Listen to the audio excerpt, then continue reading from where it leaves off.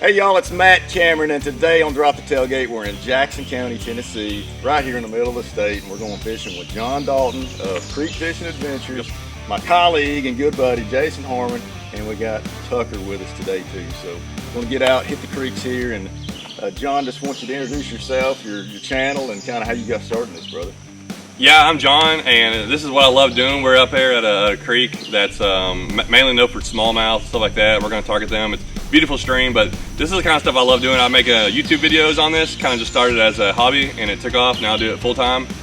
And you know, I love traveling around all over Tennessee, and I've learned to kind of try to show as much as the beauty of all the streams and nature and everything going on, and people really enjoy that, and I love showing it off to everybody all over the country and all over the world. I got people all over the world watching, and I'm excited about today. I know the water's gonna be kind of low and really clear, and we'll probably get to see a lot of fish, so it'll be fun trying to catch them too. Well, Jason has met you. You've been on the WildCast, Yeah. I think, with him before, so tell me a little bit about that, Jason. Yeah, we host the podcast, Tennessee WildCast. I'm excited to be out here fishing with you instead of just talking in the studio. Normally we're around the table there in the studio talking, but we'll get to implement some of these techniques you shared with us on WildCast, so I'm sure the viewers will love it. I've been talking it up, so hopefully I actually catch something. And for me, you know, I grew up on Douglas Lake. I'm minutes from Cherokee. I always had a boat. I took for granted that everybody's got a boat. Everybody lives near a lake to fish, but the fact is that they don't. So having access to fishable waters, creeks and things, there's a whole other fishable world out there. So I'm stoked, man, to Yeah, fish with you guys. this right here is totally different than most people think you have to have a boat. Like, that's why I like this. This is as simple as you can get. We're grabbing a bag and a fishing pole, and we're just gonna walk and fish as long as we want. Whenever we're done, we're done. Excellent. And we're not going to divulge any of your secret holes or anything, but what body of water are we fishing with? Yeah, we're up here north of Cookville, and there's actually a lot of we're on the public land here, and there's a lot of public waters. This river that we're going through is part of the Roaring River, and it's really rocky and clear water. So. Good deal. Tucker, you ready? Yeah. Let's go get after them, man. If they're not hitting it, then we'll just go finesse. I'm gonna start finesse and just like work it slow. And there's a few holes, like if we don't, you know, if one of us don't get a bite and one of them does, you'll pretty know pretty quick. But. And then I'll say, can you give me what you're Yeah. fishing with? You got any extra of those? I got plenty. Just give me your rod and your Here, lure. take this. Yeah. Will you hook it for me? Let me reel it in. This is great because normally you're with me on WildCast Yeah. and we're not fishing. We're just talking about it. I So know. today we'll get to do it. This will be good. I always like the Palomar knot. What do you like? I do a uni knot on everything now. It's simple, it's easy, Simpler than what I'm doing here. and I haven't had any problem with it. It's one of those things you gotta have a knot you trust in. Look at that. I did it wrong. Yeah. Got hung Look at up. it. Well, I started doing the uni knot especially when I started doing ultralight stuff. It doesn't burn your line. It cinches down on like 2 pound or 4 pound or 6 pound line, real easy, and no, it doesn't singe it or burn it or anything like that. So helps. And I can do it. I'm using braid to a leader, and I'll do a uni knot to uni knot, and it cinches right down to a nice little knot. Because I like to use a braid now. Cast so much better, in my opinion. The sensitivity too, and the hook set sensitivity. You know, once you start using braid, yeah, and you start feeling, you're like, oh man, it feels nice. I just love the control of it. I got 10-pound braid, and I can cast, a little lure a mile. So how sneaky do you have to be when you're fishing clear water and stuff? Not as sneaky. It's more about the cast for me, and especially if we're gonna go upstream. The fish are always looking upstream into the channel. So if you make a cast up into that water before you get there, you're not walk up to the hole and cast right into it. That's the main thing. And then sometimes you need to get it closer to the bank. Like if you're casting out in the 6 foot off the bank, there could be 10 fish there, but they won't bite. You cast it half a foot off the bank, you can catch 4 or 5 of them. Now we're just gonna keep on working upstream, and we're staying back off the bank. That way we can kind of look out there and kind of be looking for a fish. Might see them before they see us. What was that? The rocks, they're already biting. Oh my gosh, it's stuck inside. It's all, you can see it kind of getting a little deeper over here. Especially this rod. I'll make a couple casts in there. You gotta kind of target these holes, Tucker. There's one. He got one. Look at that.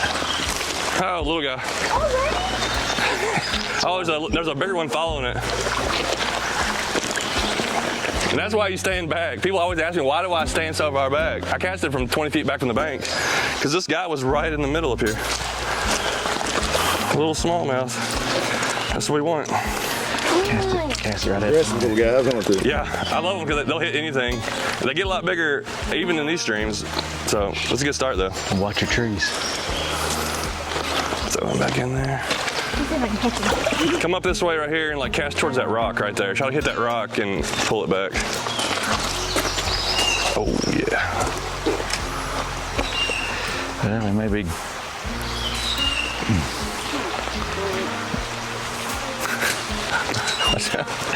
Good job. Good save. Did we lose the bait? Once we've made a couple casts and caught one or two, they usually get kind of spooked, so we'll just keep on moving. The ones that are going to bite are ready to bite right away. They're just waiting for something to eat. I expect to catch a bunch of smallmouth, probably a few rock bass, probably from the 8 to 12 inch range, majority. If I could get something, if I can get a few over 15 inches, those are the ones I'm like really happy about. In these creeks. Yeah, I mean, there's 20 inchers in this creek. Like you can catch a 20 incher in these holes. Now those guys are hard and they're smart and they've been caught. So if you can catch a 15 or 16 inch, those things fight really hard. They're just built for the current, so they're so strong. So those are the kinds that are like, they're little bonuses, but most of the time you just catch a bunch of smaller ones, but they all fight hard. They had crayfish. I noticed that John was using crayfish as a bait, so that's about the same size as the one you got. You pick up one. Yeah, they're fishing with the live ones or dead ones, either one. Every once in a while, but I like to move so much. I like to use artificial because I can cover more water, and I can usually catch more fish because I cover more water. Mm-hmm. You can catch those ones that are harder to get with live bait, but for the most part, I'll move and I'll catch more just because I can move faster. Crawfish are in all these streams, so that's definitely one of their main meals. Any kind of crawfish thing, especially any kind of thing any kind of bug. Any kind of creature. They'll eat anything. They're looking to eat anything they can find. All right, I remember there's a hole up here. I'll let you get a cast in first. We'll work our way up to this, like there's a bend up here. And there's probably some fish hungry in it. It's got some current coming in to some slack water.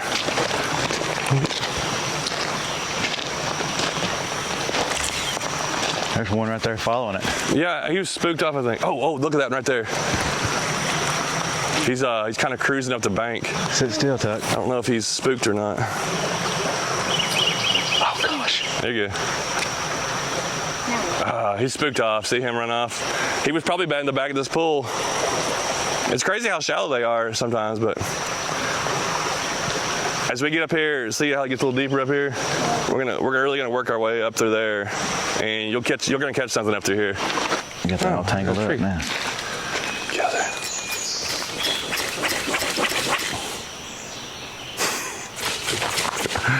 Let's show them how it's done. All right.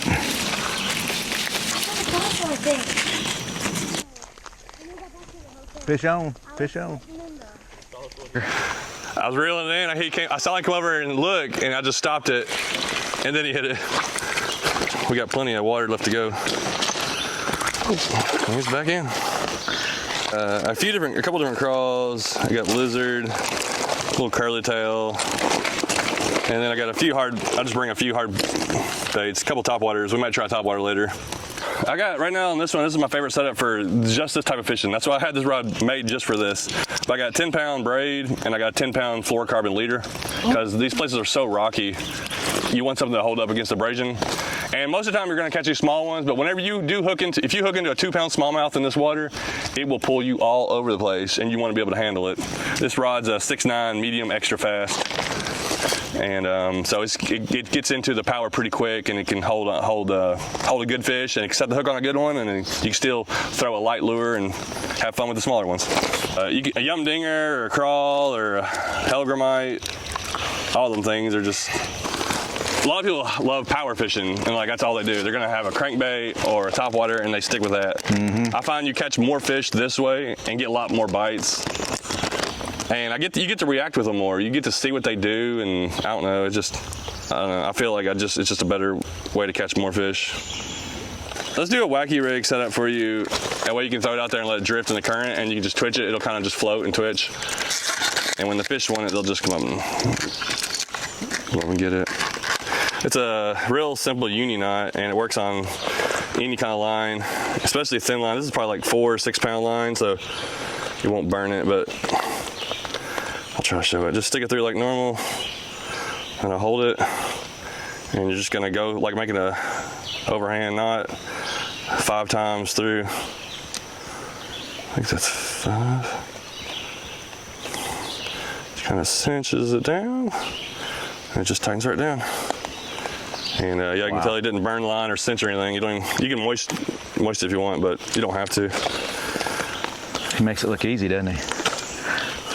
Takes me about 5 minutes. I'm just gonna stick this through the middle, and it's just called like wacky rigging. And just a little thing, it makes all kinds of little movements when you move it, and it's sinking, it makes movement. Just throw it out there. Don't do nothing really, do nothing. Just kind of slowly reel it in, maybe twitch it, let it sink. Fish will just come and grab it and start pulling off with it.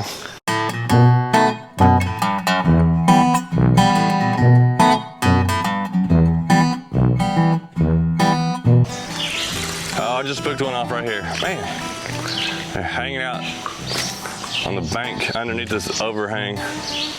There's a bunch of sunfish. I'm starting to, there's a bunch of long ear right around here. There's some beds right here, long ear on beds right there. I got the underwater video of that, maybe in the last video. It's really cool because they'll have a bunch of them. They're so colorful. Yeah. If you want to get some underwater footage, there's some long ear on beds up here. You can see probably 4 or 5. They, you know how they bunch up. But you see them right there? They're right in that center. See, they're all I chased Yeah, I the see little them one moving around there now. Look how close they can get to them. off. You can probably get pretty close to them because they like to stay on their bed. They'll just run things off and keep running things off, but they'll come right back.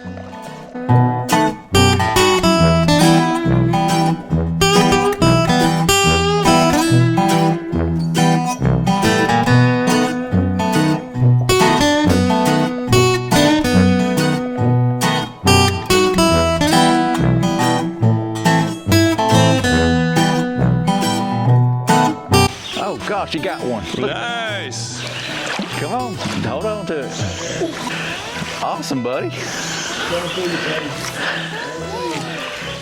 What kind is it? It's a bass. I got one. He swallowed that hook pretty good, so hold on. Great. I wanna almost swallow the whole hook, actually. That's an unfortunate part of fishing sometimes. Okay, here. You're gonna kick me. He's gonna stick my finger. This is. You gonna put that in there? Just a little barbs hitting, aren't you? All right. It kind of hurts. Ow! You got it. Just squeeze it. When you turn him loose. Uh-oh. Now turn around. I'm hooked to your back, so stand still. You got a sucker fish. With all that excitement. Oh, you brought the camera. I can almost grab it. Is he still right there? Oh, your bait. Yeah. Oh, well, you're gonna get soaking wet. Okay. We have towels. Halfway there already. We got towels, Daddy. We got towels. Give me your hat. Yeah. Can you reach it without getting your whole body in?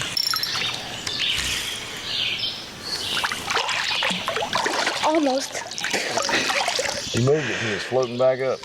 All right, put your foot on it, and then just go down to your foot on the end of your toe and grab it.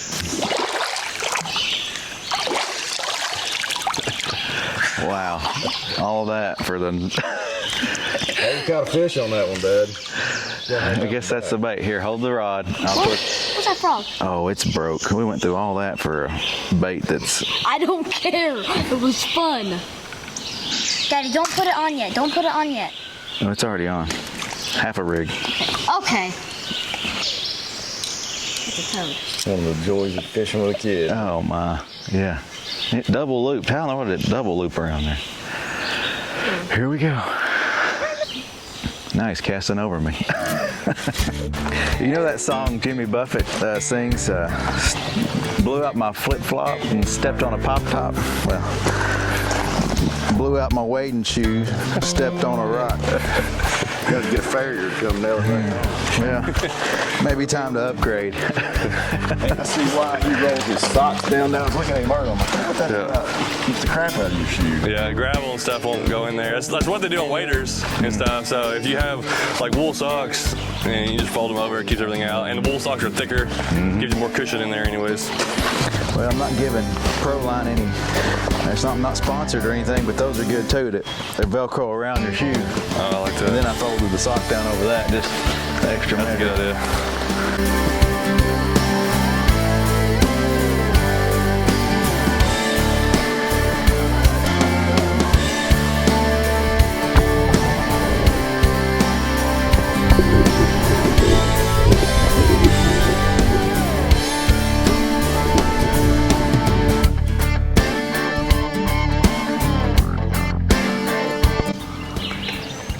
This is crazy. The water is like going. I guess the water is just under the rocks because. Bye-bye.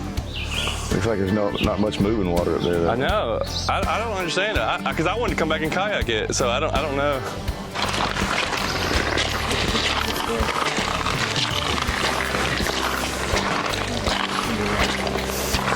To the right, top of the brush.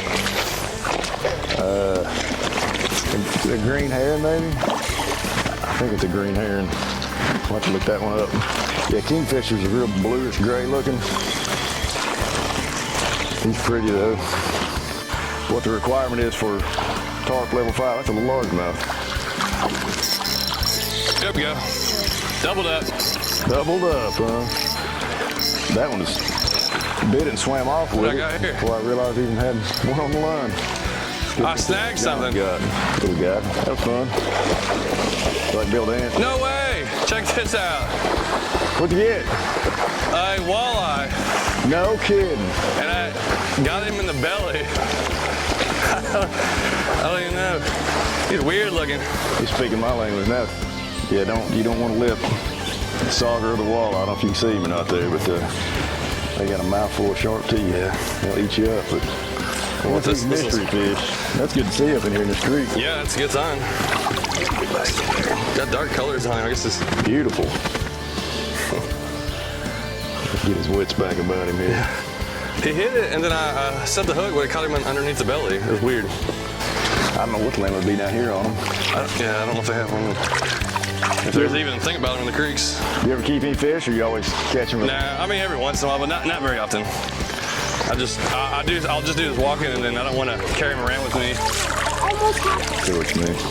and I don't like to catch and clean too much either. I'm lazy. My dad says, why ruin a good day of fishing by having to go home and clean fish? Yeah. There's all kinds of little bass. This thing is loaded with little bass everywhere. Really? Like there's one right there. The largemouth or smallmouth? I couldn't tell. I know there's big ones in here. They're just, hopefully they're gonna be up through this way on that ledge over there. Let's see if old Tuck can get him one. Yeah.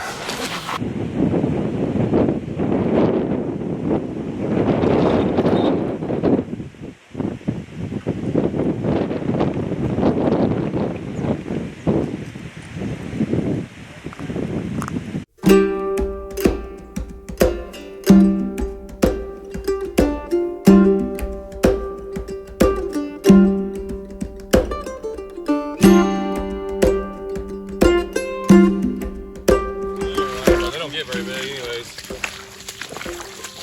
I finally had to downsize to start catching whatever I can catch. And it got me just a cool looking longer. Oh, they're beautiful. Yeah. I'm a little tube jig. How about that? He's cute. Kind of don't want to let him go. You think there's a nest over there, or just? Yeah, I went over to the bank, a little hole. There's probably a bunch of them, so we'll see. See if we can catch a few more. Fish. Oh, you cast the end off of it?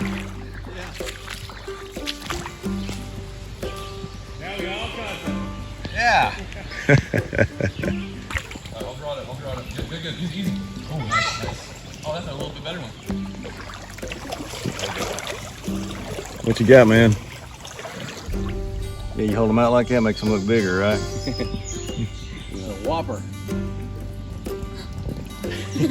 Little fin will frick you on it. When I first started making videos, that was one of my ideas, was just go and catch fish like this that most people don't even see and that you don't even know that are in there. But Yeah, you gotta sacrifice. You gotta go really small a lot of times, but there's a lot of fish in there that are interesting to see and real colorful. Hello. He's opening his mouth. That fish is in under every bridge you drive across. It's got water in it. It's got one of those in there. We're around Middle Tennessee, anyways. Stuff. And Tucker, I think you outfished your dad today, didn't you?